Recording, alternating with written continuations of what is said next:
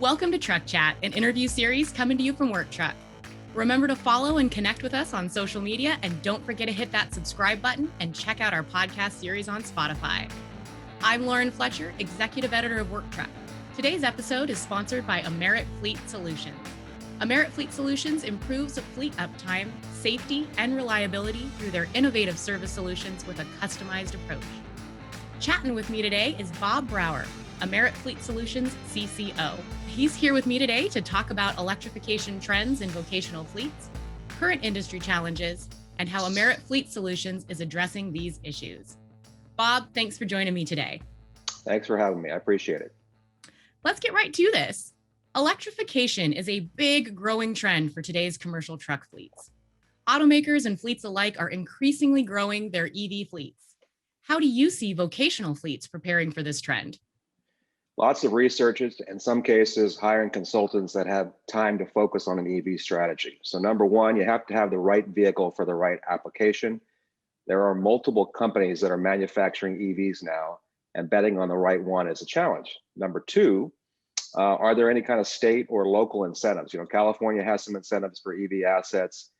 The AV asset tends to be about double the cost of a gas or diesel vehicle. So having those grants by the state are very important.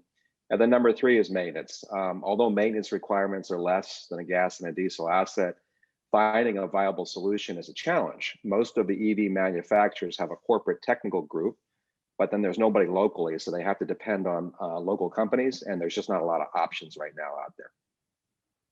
And how do you expect commercial fleets are going to be impacted by these EV initiatives in the future?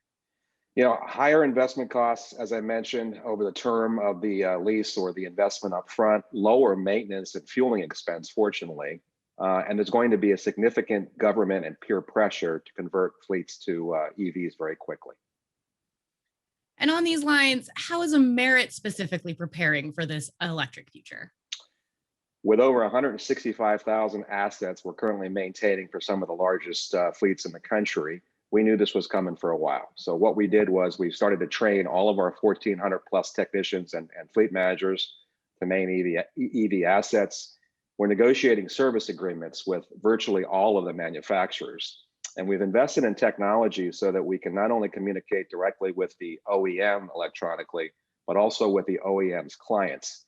In addition, we're just trying to acquire businesses that are in the EV space. There's not a lot of local service companies, but there are a lot of companies that are maintaining EV infrastructure, and we'd like to try to acquire some. That's great. And looking at another very popular trend right now, last mile delivery is a booming industry. This is the direct to consumer delivery of goods. How have you seen this growth in last mile impact the vocational fleet industry? Sure. We're servicing tens of thousands of last mile units right now with a variety of different companies. The impact to the fleet industry is huge because you simply need more vehicles and more drivers to satisfy the demand, which is obviously a challenge. And what are some of the other challenges that are coming with the increased demand for these fleets?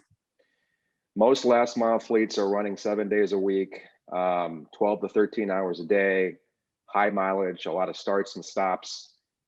In addition to the extra labor and parts required to maintain the assets, tires are wearing out prematurely because it's a high scrub environment. So it's definitely a different ball game than what we were used to 10 years ago. Makes a lot of sense. Being used more and need to be maintained higher and have a lot of the additional costs that come with that. Yep. Let's shift gears a little and take a look at another important topic today, the challenge of vehicle uptime. Keeping vehicles rolling and on the road as much as possible has always been important to commercial fleets, including last mile operations. What are some of the current uptime challenges that you see these fleets facing today? Sure. The biggest challenge to ensure vehicles are up and running and in compliance is the time to work on the assets. So as I mentioned, when you're running 7 days a week, 12 hours a day, there's just very little time to work on the vehicles. And they tend to be getting beat up a little bit more than your average asset. So it's that short window of being able to work on the assets basically at night. And so based on these challenges, what solutions are available to commercial truck fleets to help reduce this burden? Yeah, so what Amerit has done is we've got a large group of our workforce working at night, 7 days a week. It's a challenge to find technicians that want to work that shift. It's a challenge to keep technicians that want to work that shift. But that's really the only time to work on assets if you want to run your vehicle 7 days a week. So that's what our clients expect, and that's what we're good at. Bob, I really appreciate you taking the time to chat with me today. Is there anything else regarding electrification, last mile, or uptime that you wanted to talk with us about? No, I think you asked a lot of good questions, Lauren. Thanks for having me. I appreciate it. No, thank you. And thanks to all of you who tuned in to today's episode of Truck Chat, sponsored by Amerit Fleet Solutions.